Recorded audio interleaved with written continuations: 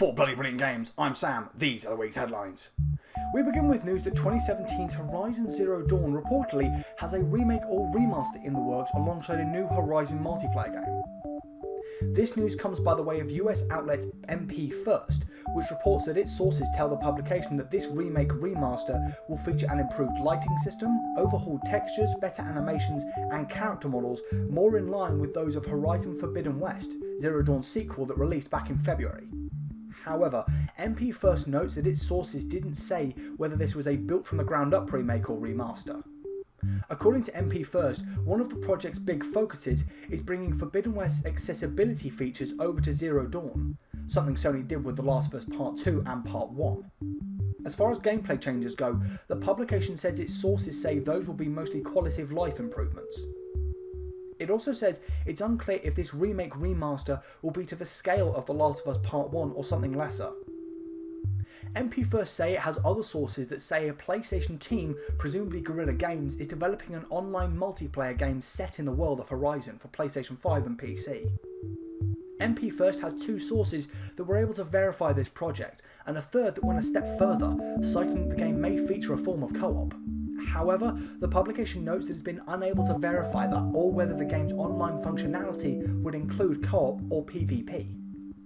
Horizon fans appear firmly against the remake remaster, with outlet Push Square conducting a poll of its users which found that of the 1,926 respondents, only 6% stated they'd be absolutely interested in this new version, with 78% answering a flat no. A contributing factor to this may be due to Sony's remakes selling at full price with no upgrade path, whether that be a reduced price or free, being offered to those that Sony know own the PS4 title, like we've seen with Death Stranding and Ghost of Tsushima's director's cuts. Next, Square Enix has warned players that hackers are attempting to gain access to the account management system used for Final Fantasy XIV. In a post on its official Final Fantasy XIV community site, Lodestone, the publisher said it could be forced to initiate a password reset for all Square Enix accounts if it continues to experience rising numbers of unauthorized access attempts. Quote, "We are currently experiencing an attack by a third party that is attempting to gain access to the Square Enix account management system by using a combination of email addresses and passwords that appear to have been obtained from other online services of other companies. Should you happen to be using the same email address and password combination on your Square Enix account as you do for other services, or if you're using a password that can easily be guessed, we strongly recommend changing your password immediately," it added. Square Enix says it's in the process of mitigating the effects of the attack by restricting the access to accounts it believes may have been compromised by unauthorized users.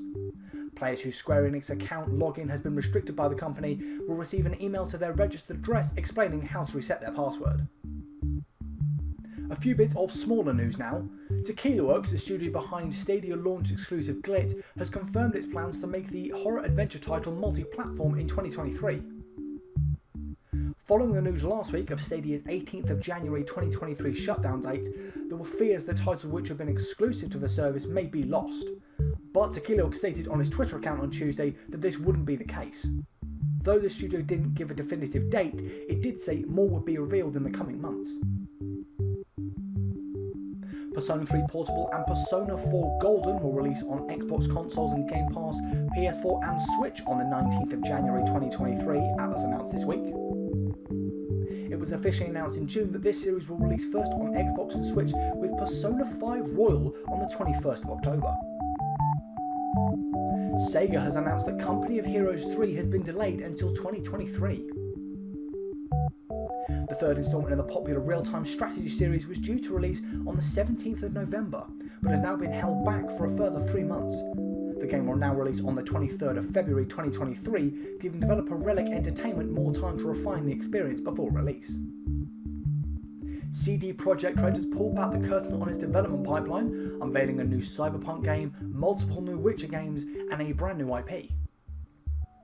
The news comes by the way of the studio's investor call this week, in which it revealed its next Cyberpunk game, codenamed Orion, Polaris, the codename for a new Witcher title that will spawn its own trilogy, Canis Majoris, which CDPR claims is a new, fully fledged Witcher game in development by an external studio which has worked on Witcher games previously, codenamed Cyrus, a Witcher game in development by the Molasses Flood, the studio behind The Flame and the Flood and Drake Hollow, and Projekt Red, which CDPR claims is a distinct new IP. Finally this week, PlatinumGames CEO has commented for the first time since confirmation that its live service Babylon's Fall will be closed by publisher Square Enix.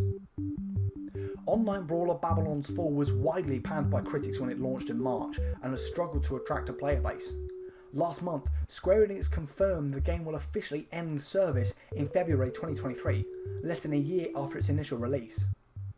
Speaking to VGC in a new interview, PlatinumGames CEO Atsushi Inaba commented publicly for the first time since the closure news, stating the developer was extremely sorry for any disappointment it might have caused its fans.